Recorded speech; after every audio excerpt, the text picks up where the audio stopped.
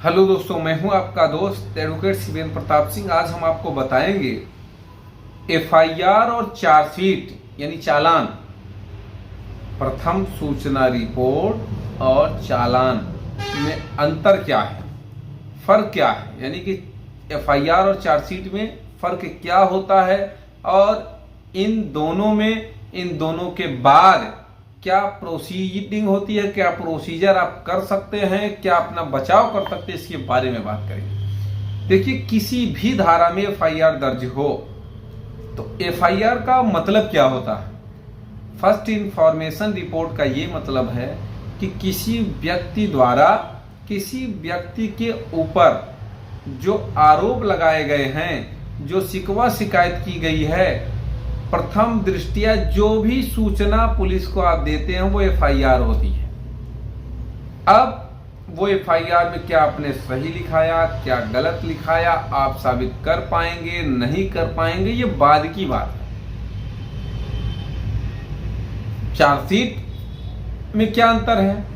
Chargesheet जो होती है पुलिस के द्वारा उन तथ्यों की जो जांच होती है वो सारी जांच रिपोर्ट शामिल होती है, यानी इन्वेस्टिगेशन शामिल होती है।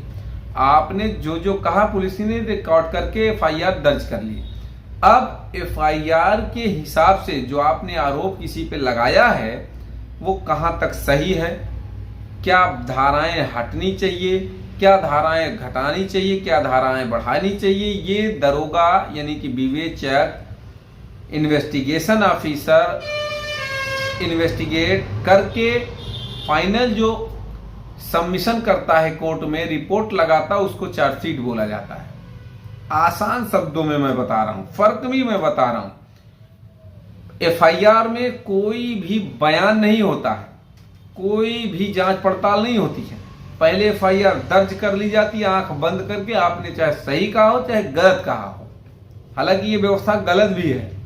पहले विवेचना थोड़ी बहुत होनी चाहिए, जांच पड़ताल होना चाहिए कि वास्तव में ये बात हो रही कि जो मन में आए लिख दो, लेकिन ऐसा ही होता है, जो मन में आए किसी ने दिया, एफआईआर दर्ज हो गई।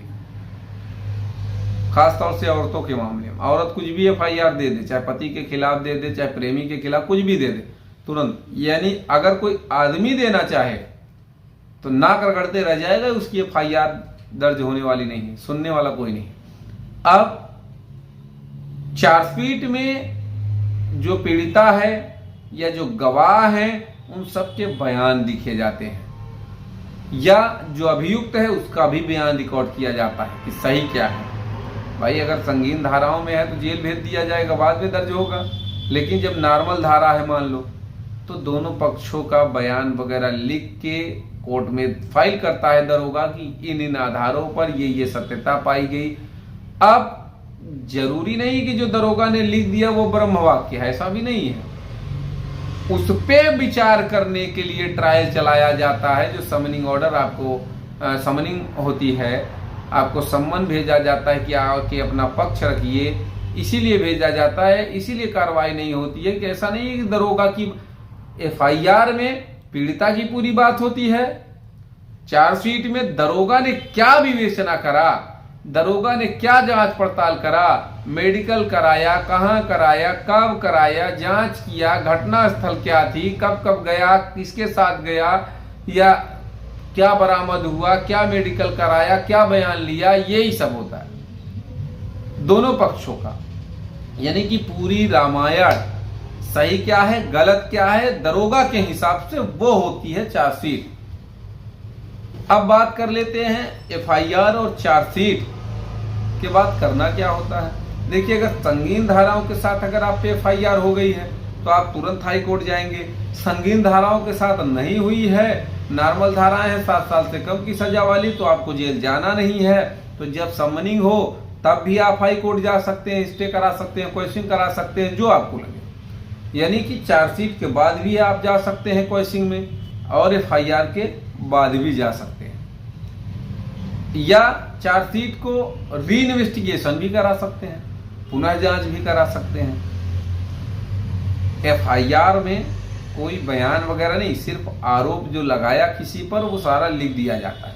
सही क्या है गलत क्या है, दरोगा के हिसाब से विवेचक के हिसाब से वो चीजें लिखी जाती हैं आपकी चार्जशीट में। अगर एफआईआर और चार्जशीट से संबंधित कुछ और आपको पूछना है तो आप स्क्रीन पर चल रहे नंबर पर फोन करके जानकारी ले सकते हैं। उम्मीद करता हूं, आशा करता हूं आज का यह वीडियो आपको बेहद पसंद आया होगा। अगर वीडियो पसंद आए तो वीडियो को लाइक करें, शेयर करें। यूट्यूब चैनल SP 72 कानून प्रयागराज को जरूर सब्सक्राइब करें। कोई सवाल शेष रह गया तो आप कमेंट बॉक्स में कमेंट करके अपने सवालों के जवाब ले सकते हैं।